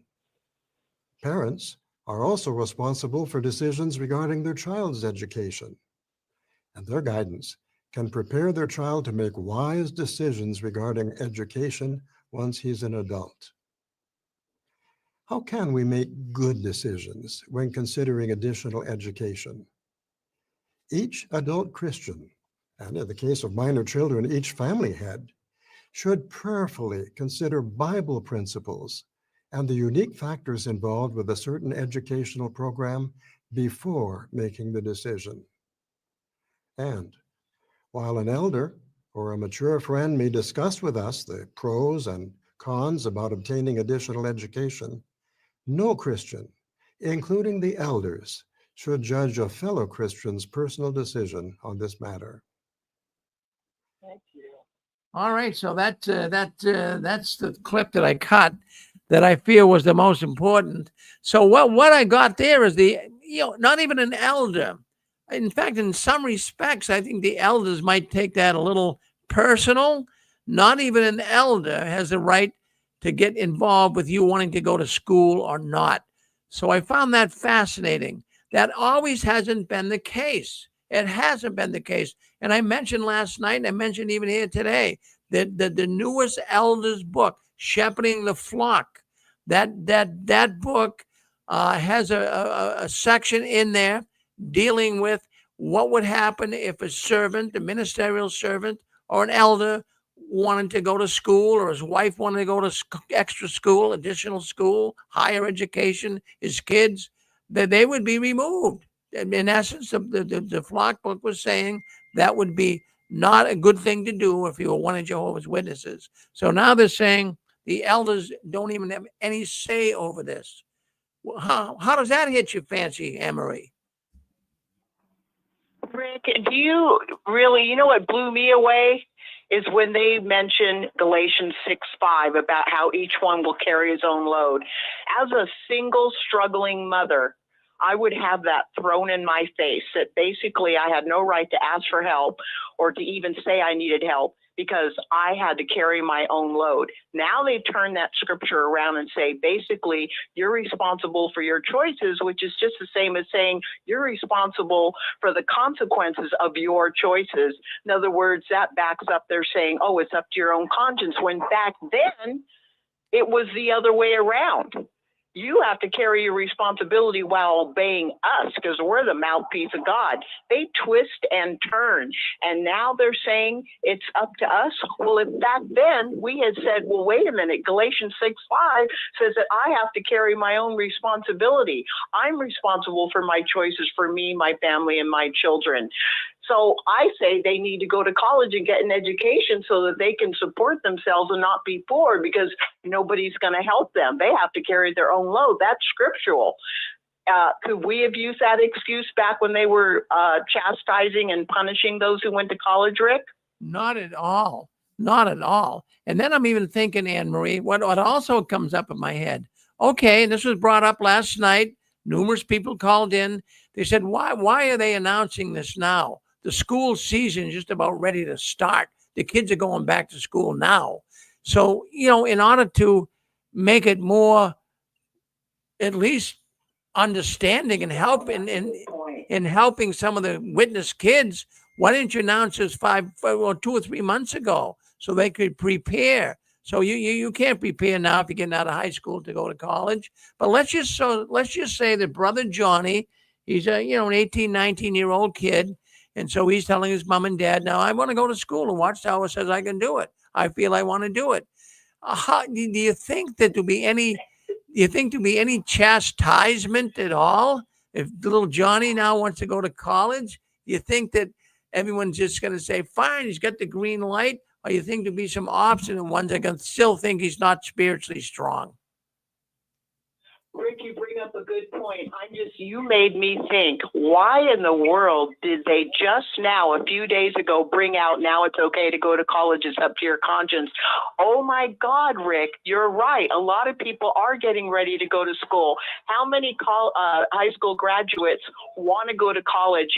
How many people have they been losing every single year? High school graduates in the Watchtower who wanted to go to college, who just ended up saying, no, I'm not going to end up like my parents and my grandparents not getting an education. I'm going to get an education, and left Watchtower. Maybe that's why they did the timing what they did, because they never do anything without an agenda. Rick, thank you so much for bringing that up. Well, the other thing, Anne-Marie, and I was a Jehovah's Witness for 50 years of my life. I know you were 30 years of your life at least. And I'm thinking there's never anything they did to make my life easier. I can't think of one thing. Honestly, even when it came to meeting times, I know even we started our meetings once at 7:30. And even then, I had to really hustle. We had 5 children. I had to run home from work, eat supper, run down to the Kingdom Hall, put the kids in the car. Too, you did a similar thing with your kids. It was a chore. And then one night I go to the meeting and they're voting. How many people want to move the meeting from 7:30 to 7 o'clock? So we're going to raise hands on that. And I wouldn't raise my hand. And I remember one of the sisters was mad at me. You don't want to do that, Rick? I says, no, I'm having a hard enough time getting here at 7:30. Never mind 7, but they passed it. Everyone wanted 7. The Watchtower never did a thing, Anne-Marie, to make my life easier. Did they ever make your life easier? Did they ever do a thing to make your life easier, Anne-Marie? Oh, hell no. I remember working full time in another city from where I lived and being so stressed on Thursday. And I would be speeding, praying to Jehovah I didn't get a ticket, to rush home. And I had actually had to push my children so hard. And I told them they had better be waiting on the lawn, on the street, all dressed and ready for the meeting so I could just pull up and grab them and rush to the Kingdom Hall. Can you imagine being that hard on your children? I didn't have time to eat. I didn't have time to drink water. Those poor kids, I don't even know if they did eat. Yeah. They put so much pressure on you. And look at you. Look at your poor wife having to get little girls. You know, it's harder when you have girls. You got to do their hair, press their dresses, make sure the kids' shoes look nice and their socks are clean and their faces are clean and their teeth are brushed. And then they're exhausted because they went to school all day and they have homework.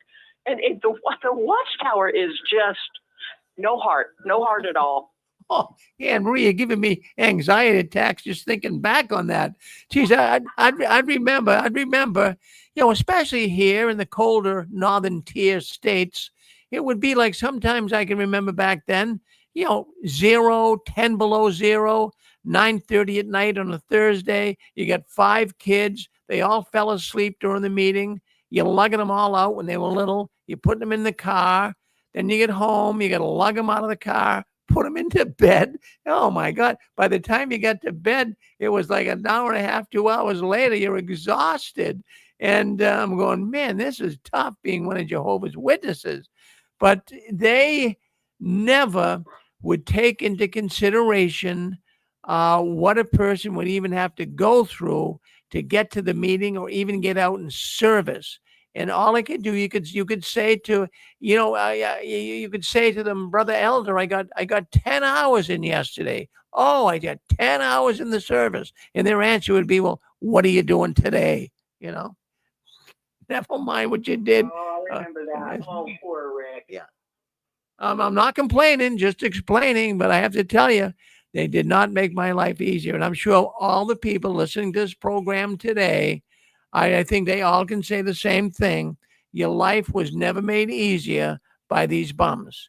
These guys just wanted an education, and I used to remark kind of jokingly, if I had had an education, I'd be dangerous. Because I'm not a stupid person. I only have a 6th grade education.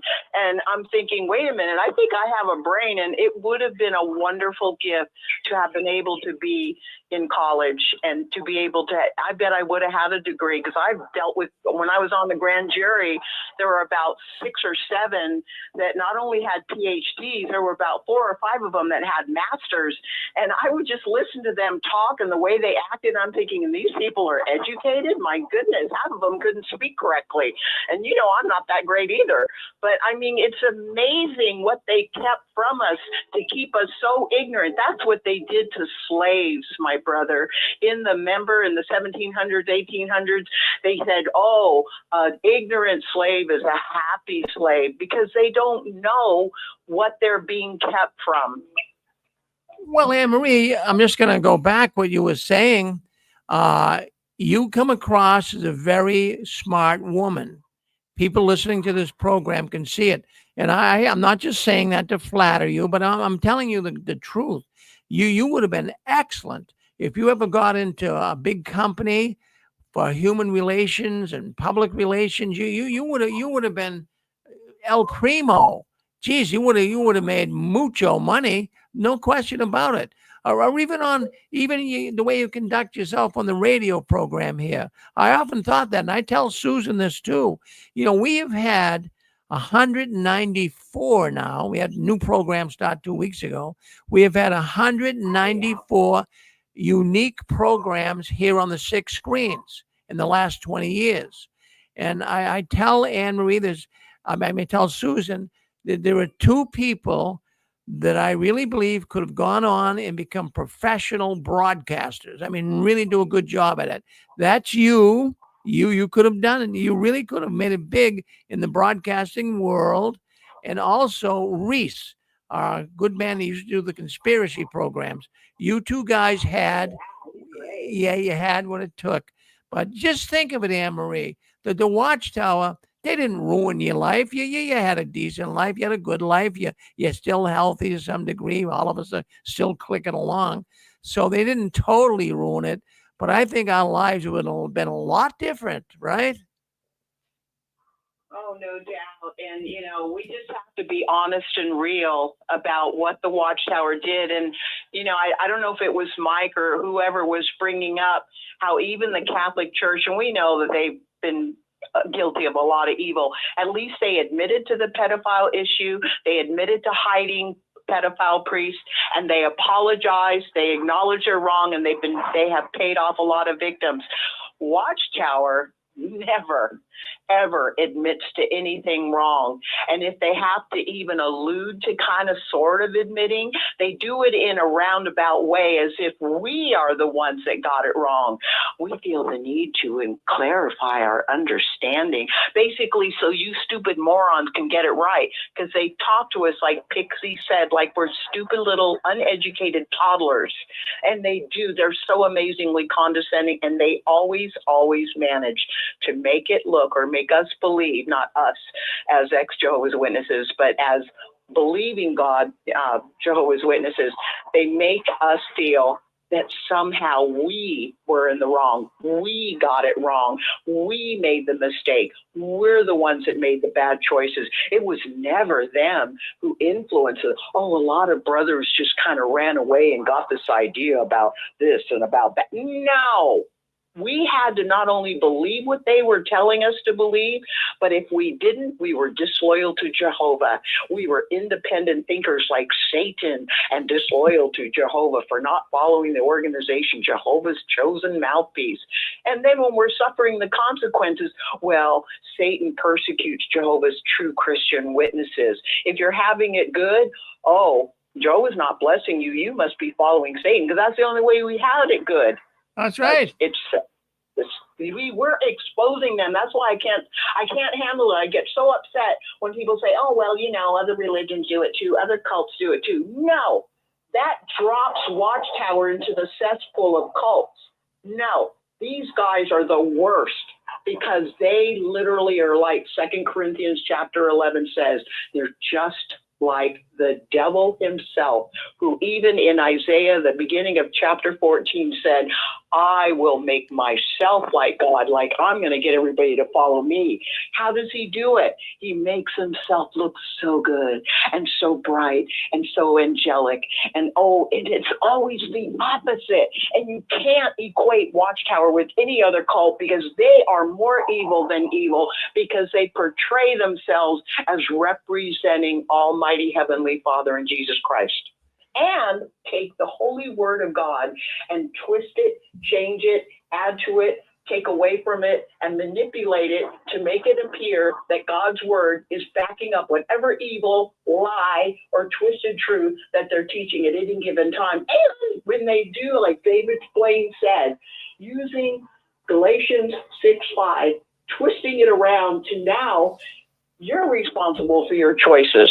Yeah. You go to college or not.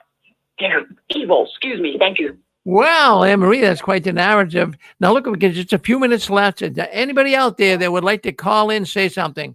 Mike, go ahead. Who wants to say something? Let's go. Let me call it out here. Let's go with 865. 865, you want to say something? Rick, this is Junction Guy. How are you doing? Junction Guy. It's full speed ahead, pedal to the metal. Yep. Yes. Has anybody thought that maybe this recent change is connected to the that survey that was done in Canada? Fill me in on the survey. Yes, there was an anonymous survey. I don't know how long ago it's been, that were given to Jehovah's Witnesses. Okay, all right, yeah. In fact, I do remember that. Yeah, do you see a tie in here? What do you think? Well, I'm just wondering if they read the results of the survey and are basing this new doctrinal change on that, the possibility. Well, I never thought of that, because they did interview some witnesses, a number of them, and maybe a number of them were talking about that, and maybe that could be one of the things that could move the needle on education. I don't know, Junction Guy, but thank you for that thought. Appreciate you. Thank you for thanks. You're welcome. Thanks for calling in. Go ahead. Who else has something to say? Run with us. Let's go at 989. 989 want to say something? Go ahead. Well, that's me again, Rick. Okay, well, go ahead. Well, just real quick, but I just want to, I might have said this before, but, you know, from their standpoint, I think they're making a big mistake because, you know, I always felt like the main reason they said not to get, you know, higher education, it was because they're stressing the nearness of Armageddon. I mean, Armageddon is so close. Why you got to go to college for 4 years? You know, it's that close. So it just seems like they're, you know, people aren't going to just, they're not going to take the religion seriously anymore. If you know, well, the governing body, they're not taking it seriously. I don't know if they're trying to tank the whole thing or what, but that's the way it looks. Looks to me like they're just trying to tank it. Maybe they're just going to take all the money and run. Well, that's possibly what's going to happen. My goodness gracious. Oh, well, thank you, Mike. Thanks for coming in today and being with us. Pixie, did you want to say something? I see you showing up here. Well, they don't have a printing industry anymore, so they don't need these young men in press runs. And I don't know how much they're going to be building. So they had high school boys in the building program. And they probably did see the survey where they're the least educated in the United States, according to the Pew Religious Survey, with only the Pentecostal snake handlers underneath in the lineup. The Hindus are at the top, by the way. And so, you know, they've got to upgrade. Plumbers and electricians do make bank. They weren't wrong on that. But look at your grammar. If you went as far as 4th grade or 6th grade, and intelligence is inborn, by the way, college is just a path for you to make more and have expertise in something like medicine or law or to get certificates. You're either born with higher intelligence or you're not. That's a fact. So in your grammar, when you have a sentence that says independent thinking, there is no other kind of thinking. All thinking is independent. So whenever they have these ways of speaking in these paragraphs, break down their sentences. And most of us learned that in 4th grade or 6th grade. Your thinking is your only thinking. Your brain and mine are thinking on our own tracks all the time. If you have a room full of people praying in a Baptist church, they all have their own individual prayer. So use your brain and do you. That's my message for today. Well, that's a good message. That's a good message, Pixie. Michael, it's always good to hear from you as well. Well, I have to tell you, friends, it was quite a week. And here at the 6 Screens, I got to really tell you folks that it's amazing how many people called in last night, even today on our 6 Screens Sunday. The big buzz this week, of course, was the change that the Watchtower now has taken on people going to college, getting an additional education, as they call it. So now you can do that. It's just a conscience matter. Anne Marie, you want to say hello or goodbye to everyone now? Would you like to do that? I would. You know, it always turns out to be a really great show on 6 Screen Sunday. And I thank you so much, Rick, for your faithfulness. I want to thank everyone today for coming in 6 Screen Sunday. It's only every 2 weeks, so we love it when you call in. Today is ex-Jehovah's Witnesses share their Watchtower story. Today is August 24th, Sunday. We want to thank our dear guest, Steve, the biggest apostate in New Zealand. He is really full of fire and he is wonderful. We want to thank Rick and for wonderful holding the show together. We want to thank Ken for calling in, and Fran and Joe and Nadine and Pixie and Dallas and Mike. And we want to thank Junction Guy. It was a wonderful show. I can't wait to listen to it in the YouTube archives. Thank you, everyone. Have a beautiful 6 Screen Sunday. We need to go back to our brother Rick. Thank you, Rick. Well, we really do appreciate your presence as well, Anne Marie, and thank you. And I'm going to tell you something, folks. This is really amazing to see what's going on here at the 6 Screens. It is just so wonderful to see all these people coming in. I don't know if the convention that we had just 3 weeks ago, if that really boosted things up here, but boy, I have to tell you, I've been seeing a lot more activity since that convention. So people realize that we have a community here. The 6 screens just as an audience. We actually have a community. So stay with us. Keep waving that flag of victory. And the last one, leaving the Watchtower, please turn off the new light. We're going to our program called the Christian Court. Now, don't leave because you hear the word Christian. Now, don't head to the mountains because, oh, someone's going to preach to me. Listen, Jehovah's Witnesses claim they were a Christian religion. Did you go there and read scriptures? I think you did. So why don't you listen in to some of the false teachings of the Watchtower?